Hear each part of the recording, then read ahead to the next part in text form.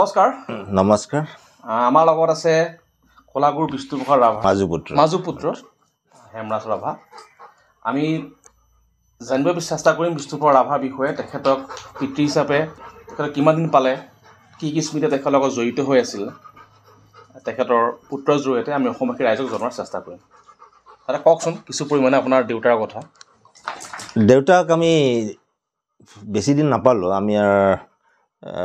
যেতিয়া আমি পাইছোঁ আৰু আমি দেউতা হিচাপেই পাইছোঁ মানে অসমৰ ৰাইজে যি বিষ্ণু ৰাভাক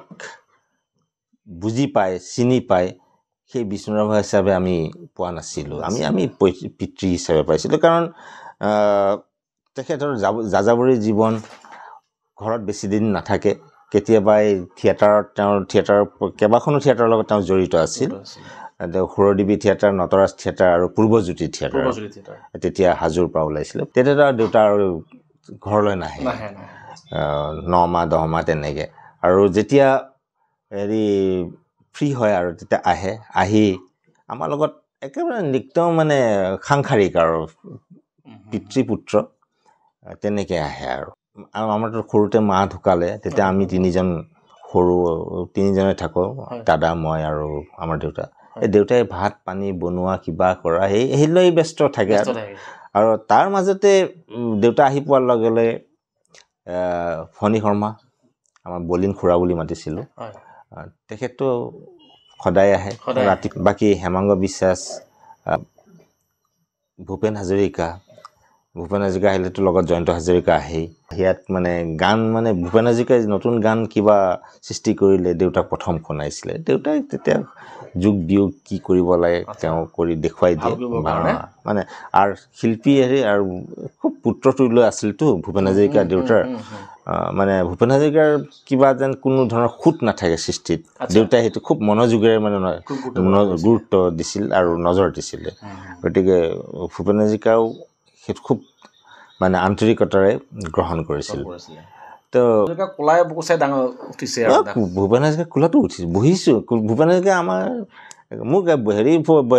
বুঢ়া বয়সতো ভূপেন হাজৰিকা কোলাত লৈছে তাৰমানে কি হ'ল ডক্টৰ লক্ষী গোস্বামীক আপোনালোকে জানে জ্ঞানী তেখেতৰ ঘৰলৈ ভূপেন হাজৰিকা আহিল ভূপেন হাজৰিকা অহা দেখি লক্ষী গোস্বামী মই পেহী বুলি মাতো আমাৰ দেউতাক দাদা বুলি মাতিছিলতো ফোন কৰি ক'লে যে ভূপেন দা আহিছে তুমি এলবাম এখন দিয়া গৈ মোক দেখাৰ লগে লগে সেই সময়ত মই তেতিয়া ল'ৰা ছোৱালীৰ বাপেক মোক টানি নি বহুত দিন তোমাক কোলাত লোৱা নাই আহা বুলি কৈ মোক কোলাত বহাইছোঁ কোলাত বহাই তেতিয়া কল্পনা লাজমীও আছিল লগত আৰু চবেই আচৰিত হৈ গ'ল যে ইমান ডাঙৰ মানুহটো ভূপেন বোলে নাই একদম আমি কেঁচুৱাৰ পৰা পাইছোঁ তেতিয়া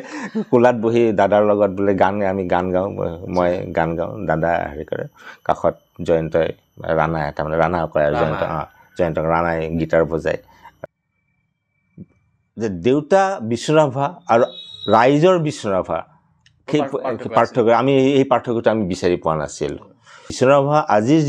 যিজন বিষ্ণু ৰাভা ৰাইজে ভাল পোৱা বিষ্ণু ৰাভা ৰাইজে সন্মান জনোৱা বিষ্ণু ৰাভা সেই বিষ্ণু ৰাভাক আমি চিনি পাইছিলোঁ আমি যেতিয়া আমাৰ দেউতা ঢুকোৱাৰ পিছত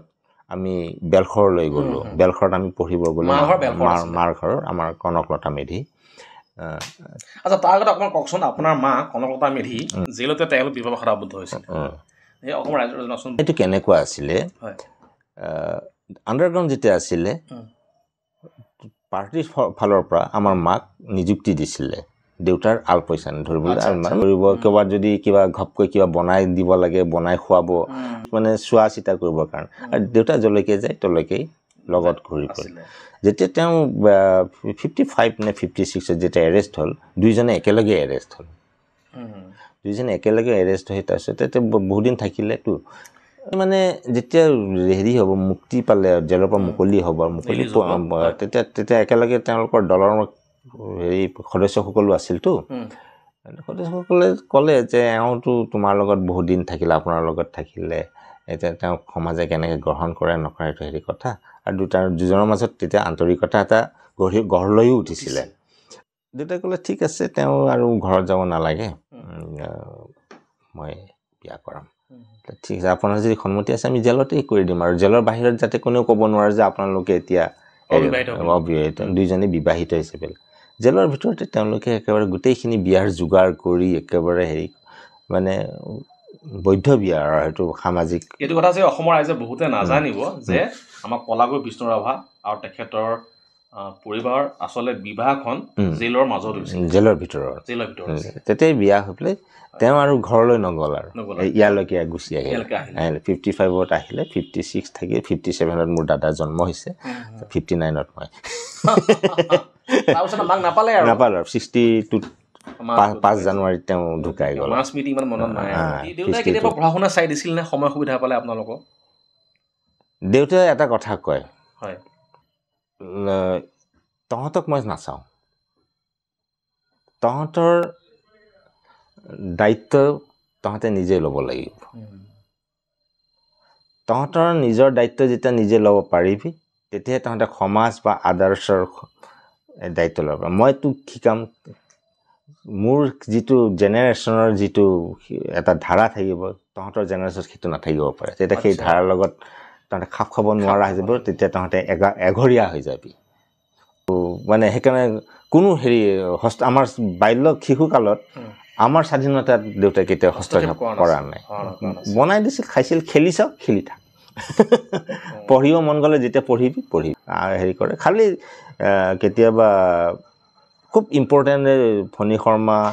আমাৰ বলিন খুৰা ভূপেন হাজৰিকাত আহি থাকে তেওঁলোকৰ লগত যেতিয়া কিবা এটা চিৰিয়াছ আলোচনা হয় তেতিয়া লাহেকৈ কয় তহঁতে অকণমান ভিতৰত যাচোন যিটো ডাঙৰে কোৱা কথাটো সৰুৱে যিটো শুনিব নালাগে সেইটো কিন্তু তেওঁ বাধা দিছে নালাগে এনে ফণী শৰ্মাৰ লগত দুখন চিনেমা কৰিছিলে এৰাবতৰ সুৰ আৰু চিৰাজ কৰিছিলে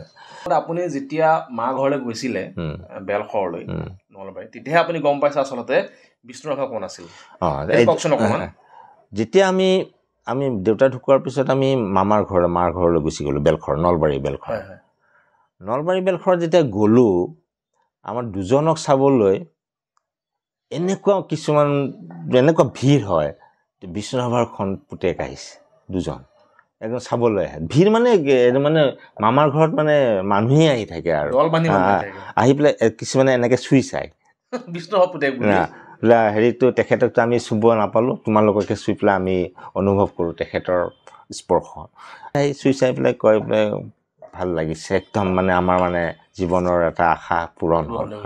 তেখেতৰ আচলজনকতো নাপালোঁ অন্ততঃ তোমালোকক যে চুবলৈ পাইছোঁ আৰু তাতেই মানে আমি এটা অনুভৱ হ'ল যে আমি কাৰ সন্তান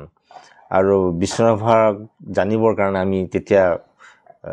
পুতেক হিচাপে আমি বিষ্ণু ৰাভাক জনা নাছিলোঁ কিন্তু সঁচা কথা কৈছোঁ তেতিয়া বিষ্ণু ৰাভাৰ পুতেক হিচাপে বিষ্ণু ৰাভাৰ কাৰণে এটা আমি বেলেগ মগজুত অধ্যয়ন কক্ষ এটা প্ৰস্তুত কৰিবলগীয়া হৈছিলে আৰু আটাইতকৈ ডাঙৰ কথা হৈছে যে বেলশৰ হাইস্কুলত পঢ়িছিলোঁ আমি বেলশৰ হাইস্কুলত পঢ়োঁতে তাত বাৰ্ষিক অধিৱেশনত আমাৰ মাহীৰ ল'ৰা গকুল ডেকাই ক'লে যে তহঁত দুজনে গান গাব লাগিব ফাংচনত ক'লোঁ আমিতো নাজানো গান গাব দুইজনৰে কাণত ধৰিছে বিষ্ণু ৰাভাৰ পুতেক হৈ গান নাজানো আচৰিত কথা এইটো মানুহে শুনিলে ডাঙৰ কথা হ'ব তহঁত দুজনে কালি আহিবি মোৰ ঘৰত তেতিয়া আমি দুজনে গ'লোঁ গৈ পেলাই তাক হাৰমনিয়ামটো লৈ পেলাই আমাৰ দেউতাৰ গান বিপ্লৱ অগণিজলে কৌমি পীড়িতৰ ডালে গানটো শিকালে তাক আৰু মই কি কৰিম বোলে তই তবলা বজাবি কিন্তু তবলাটোতো শিকিব লাগিব তেতিয়া মোৰ মাহীৰ মাজুটো ল'ৰা বিপুল ডেকা তাক দায়িত্ব দিলে ইয়াক তবলা শিকাই দে এই গানটোৰ লগত বজাব পৰাকৈ শিকাই দে বাকী পিছত কি শিকাও তালটো মিলাব পৰাকৈ তাৰপিছতে মোক হেৰি কৰিলে মানে মাজৰ আঙুলিটোত দেচলাই খুব বাকচটো সোমোৱাই দিয়ে বজা খুব আঙুলি তেনেকৈ উঠিব লাগিবতো বজা কুলাই ধৰিলে আৰু মোক তবলাটো দিলে ঘামি গৈছোঁ একো কিবা হ'লে ষ্টেজত কিন্তু বজালোঁ প্ৰথম বজোৱাৰ পিছত আৰু তেতিয়া মানুহে মানে হক দে গকুল দাই কৈছে বিষ্ণু ৰাভাৰ মান সন্মানটো থাকিল তাৰপিছত মানে মই অবিৰতভাৱে মিউজিকৰ লগত জড়িত মানে শিকি গৈ আছোঁ আৰু এতিয়া আমি সৰুতে বা আমি কলেজ লাইফলৈকে গীতিমালিকাত ৰেডিঅ' চেণ্টাৰ গীতিমালিকাত যিকেইটা গান প্ৰচাৰ হৈছিল সেইকেইটাই মানুহেও ভাবিছিল যে বিষ্ণু ৰাভাৰ গান এইকেইটাই জেনেৰেলি দিলীপ শৰ্মা আৰু সুদক্ষিণা শৰ্মা আৰু নমস্য আমাৰ ব্যক্তি তেওঁলোকে নাহৰ ফুলে নোখোৱাই তগৰ ফুলে খুৱাব দুজনে গায় চাৰু গোহাঁইয়ে পৰজনমৰ শুভ লগনত গায় অৰ্চনা মহন্তে লগন উকলি গ'ল গায় তাৰপিছত খগেন মহন্তে এই মোৰ শেষ গানটো গায় মানে আৰু দুই এজনে গায় সেইকেইটাই গানৰ সীমিত মানুহেও ভাবে এইকেইটাই কিন্তু আজি জয়া নাই হওক বা গুৰু মোৰ শংকৰেই হওক বা কিবা যে নাই আজি নাই মানে নিয়াৰ এবাউট 30 একদম মানে মানুহৰ মুখে মুখে চলি থকা গানকেইটা বিষ্ণু ৰাভাৰ গীত 30-32টা হ'ব কিন্তু সঠিকে কোনেও ক'ব নোৱাৰে কাৰণ বহুত গীত হেৰাই গ'ল কিন্তু সেই 30-32টা গীত ৰাইজৰ মাজত উলিয়াই দি তাক জনপ্ৰিয় কৰি তোলা আৰু ৰাইজৰ মাজত প্ৰচাৰ কৰা মূল ব্যক্তিজনে হ'ল ৰুবি সিংহ আৰু অজিত সিংহ অসমৰ ভাল চিনেমা মিউজিক ডিৰেক্টৰ বহাগৰ দুপৰীয়া ডিৰেক্টৰ আৰু সম্পৰ্কীয় হয় ৰুবি সিংহ আমাৰ প্ৰথম মা যিজনী আছিলে আমাৰ মানে তেওঁতো বেছি দিন হেৰি প্ৰিয়বলা দত্ত আমাৰ দেউতাৰ লগত হেৰি এমাহ থাকিল খালি এমাহতে ঢুকালে সেইটো একেবাৰে গৰ্জিয়াছ বিয়া আছিল প্ৰিয়বলা দত্ত কলিকতাত ৰেকৰ্ডিং কৰিব যাওঁতে তাতেই ঢুকাইছে সেই তেখেতৰ ফালৰ পৰা ৰুবি সিংহত আমাৰ সম্পৰ্কীয় হয় তেওঁলোকৰ জৰিয়তে গীতসমূহ বেছিকৈ প্ৰচাৰ হ'ল আৰু প্ৰসাৰতে মানে গান পুৰণা ৰেকৰ্ডৰ পৰা হেৰি কৰি পেলাই হেৰাই গ'লে হয় তেওঁলোকে এনেকৈ এলবামখন এই যে পেইণ্টিঙৰ এলবামখনটো মই উলিয়ালোঁ পেইণ্টিঙৰ এলবামখন উলিওৱাৰ আগতে বিষ্ণু ৰাভাক এটাই কৈছিল যে বিষ্ণু ৰাভাই এটা শংকৰদেৱৰ ছবি আঁকি পেলাই চিত্ৰশিল্পী হ'ব পাৰে নেকি এখনহে ছবি আঁকিছে মাত্ৰ শংকৰদেৱৰ এতিয়া মই এলবামখন উলিয়াই দিলোঁ মানুহৰ হাতে হাতে এলবামখন গ'ল তাত 19খন ছবি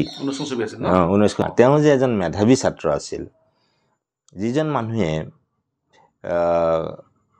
দৰং ডিষ্ট্ৰিক্টৰ ভিতৰত মেট্ৰিকত হায়েষ্ট মাৰ্ক পাই পেলাই কুইন্স ইম্প্ৰেছ মানে তেতিয়া ৰাণীৰ কুইন্স ইম্প্ৰেছ এৱাৰ্ড পাইছিলে পাই পেলাই মেট্ৰিক পাছ কৰা ব্যক্তিজন তেওঁ স্বাধীনতা সংগ্ৰামত জঁপিয়াই পৰিছিল তাৰ কাৰণে ব্ৰিটিছ পুলিচে তেওঁক বিচাৰি ফুৰিছিল তাৰ কাৰণে তেওঁ পঢ়াটো মানে শৈক্ষিক জীৱনটো আধৰুৱা পলাই শান্তিৰে থাকিব নোৱাৰে তেওঁ হেৰিত কলিকতাৰ ৰিপন কলেজৰ পৰা কোচবিহাৰৰ ভিক্টোৰিয়া কলেজতো তেওঁ শান্তিৰে থাকিব নোৱাৰিলে বাংলাদেশৰ ৰংপুৰৰ কাৰমাইকেল কলেজলৈকে গুচি গ'ল তাত শান্তিৰে থাকিব নোৱাৰে শেষত তেওঁ পঢ়াই বাদ এটা জীৱনৰ পাৰ্ট আধৰুৱা কৰা এটা জীৱনত 6 মাহ জেল খটা আৰু এটা জীৱনত ফাঁচি হোৱা এটা বিশেষ একেই পাৰপাছত এই গোটেইকেইটাকে কিন্তু আমি স্বাধীনতা সংগ্ৰামী বুলি ক'ব লাগে তেওঁতো স্বাধীনতা সংগ্ৰামত প্ৰত্যক্ষভাৱে জড়িত হোৱাৰ কাৰণে তেওঁৰ শৈক্ষিক জীৱন তেওঁ এনেকুৱা নাছিল যে তেওঁৰ পঢ়া শুনাত গাধা আছিল নোৱাৰে পঢ়া বাদ দিলে তেওঁতো পুলিচৰ অত্যাচাৰ থাকিব নোৱাৰে তেওঁ শেষত উপায় নাপায় তেওঁ শান্তি নাই ক'ত পঢ়িব আৰু মই বিচাৰোঁ মই নিদিয়াৰ কাৰণে মই তেওঁলোকক চৰকাৰক বা ভাৰত চৰকাৰক মই গৰিহণা দিয়া নাই কিন্তু মোৰ এটা দাবী কৰাৰ মোৰ ৰাইট আছে অধিকাৰ আছে যে বিষ্ণু ৰাভাক স্বাধীনতা সংগ্ৰামী হিচাপে স্বীকৃতি দিব লাগে কিন্তু অসমৰ প্ৰতি বিষ্ণু ৰাভাৰ অৱদান বহুত যথেষ্ট সকলো ক্ষেত্ৰতে বিষ্ণু ৰাভাৰ মই আগতেও মই মেল মিটিঙত কওঁ মই বিষ্ণু ৰাভাৰ এনেকুৱা মেধাৱী আৰু এনেকুৱা জ্ঞানৰ কাৰণে তেওঁ ইমান পিপাসু সেইটো আছিল মানে বিষ্ণু ৰাভাৰ বিশেষত্ব দ্বিতীয় কথাটো হৈছে মেমৰি আজি আপোনালোকে আহিছে চিধাই সুধিব ক'ত ঘৰ অমুকত জামুগুৰি কোন ঠাই হয়তো জামুগুৰি তেতিয়া 10 বছৰ আগতে বিয়াত হেৰি কোনোবা এখন সভাত গৈছিলে অমুকৰ ঘৰৰ কাষত নেকি এই যে খৰচী মাৰি বস্তুটো যে তুমি নিজে আচৰিত হ'বা আপোনাৰ ককা দেউতা মানে বিষ্ণু ৰাভাৰ পিতৃ তেখেতটো সেনা বাহিনীত আছিলে সেইকাৰণে তেখেতে বিষ্ণু ৰাভাই প্ৰথমতে সৈনিক স্কুলতে পঢ়িছিল নেকি তাতে পঢ়িছিল কলিকতা ঢাকাত কিন্তু বিষ্ণু ৰাভাৰ গুৰু তাতে তেওঁ পাই আহিছে সাংস্কৃতিক দিশটোত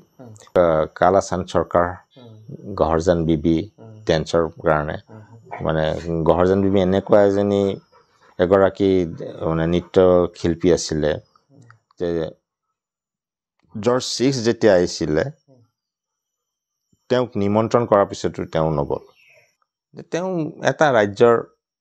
সম্ৰাট হয় মই সাংস্কৃতিক দিশৰ সম্ৰাজ্ঞী হয় তেওঁ মোৰ তালৈ আহিব মই কেলৈ যাম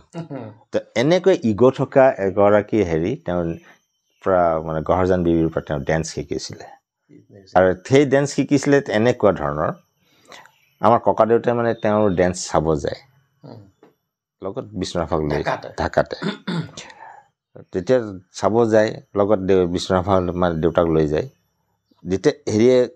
মুদ্ৰাবিলাক দিয়ে গহৰজান বিবিয়ে সেই মুদ্ৰা দেউতাৰ লগে লগে দিছিলে তেতিয়াই গহৰজান বিবিয়ে মানে বোলে এইটো মানুহটোতো বেলেগ টেলেণ্ট মই যি মুদ্ৰা দিছোঁ তেওঁ লগে লগে লৈ লৈছে সৰু ল'ৰাটো তেতিয়া সৰু কোলাত বহি থাকে তেতিয়া আমাৰ ককাক গহৰজান বিবিয়ে কৈছিলে ল'ৰাটো মোক দিয়া মই তাক বনাম তেতিয়া তেওঁ কমিউনিষ্টত জইন কৰাৰ পিছত যোগদান কৰাৰ পিছত তেওঁ শিক্ষা জীৱন শেষ কৰা নাই তেওঁৰ শিক্ষা জীৱন শেষ হৈছে তেওঁ স্বাধীনতা সংগ্ৰামত থাকোঁতে 1945তহে তেওঁ কমিউনিষ্ট পাৰ্টিত জইন কৰিছে শংকৰদেৱক বাদ দি পেলাই তেওঁ একেবাৰে লেনিন বা মাও ছেতুং হৈ পেলাই তেওঁ জইন কৰা নাই সেই মানুহজনে সেইকাৰণে কয় যে অসমত সাম্যবাদ প্ৰতিষ্ঠা কৰিবলৈ হ'লে আমি হুৱাংহু নদী বা ভলগা নদীক অনুসৰণ কৰিলে নহ'ব আমি অনুসৰণ কৰিব লাগিব লুইত আৰু বৰাকক এই বস্তু আৰু সেইকাৰণে কমিউনিষ্টসকলৰ মাজতো বিষ্ণুৰাভাক জাতীয়তাবাদী বুলি কেতিয়াবা তেওঁক নেগলেক্ট কৰা হয় কমিউনিষ্ট কওঁ বিষ্ণুৰাভাক পৃথিৱীত জীয়াই ৰখাৰ দায়িত্ব অকল পুত্ৰসকলৰ নহয় বিষ্ণুৰাভাক জীয়াই ৰখাৰ দায়িত্ব অসমৰ ৰাইজৰ অসমৰ সমাজখনৰ তাৰ কাৰণে মই সমগ্ৰ অসমীয়া ৰাইজক আজিলৈকে যে বিষ্ণুৰাভাক তেওঁলোকে